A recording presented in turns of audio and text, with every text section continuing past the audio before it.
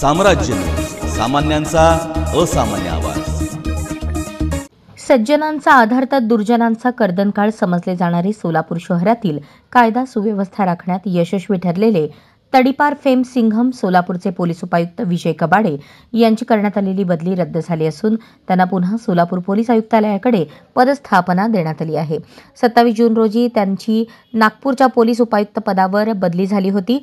सोमवारी 7 जुलै रोजी राज्य सरकारच्या गृह विभागाने राज्यातील भारतीय पोलीस सेवेतील 13 आणि राज्य पोलीस सेवेतील 5 अशा 18 अधिकाऱ्यांना प्रशासकीय कारणास्तव बदलीने सुधारित पदस्थापना दिली आहे. त्यात उपायुक्त विजय कबाडे यांना पुन्हा विद्यमान पदावर म्हणजेच सोलापूरच्या पोलीस आयुक्तालयात उपायुक्त पदावर पदस्थापना दिली गेली असून तडीपार फेम सिंघम पोलीस उपायुक्त विजय कबाडे यांची झालेली बदली रद्द झाल्याने गुन्हेगारांना जोर का झटका मिळाला असून अनेकांना धडकी भरली आहे.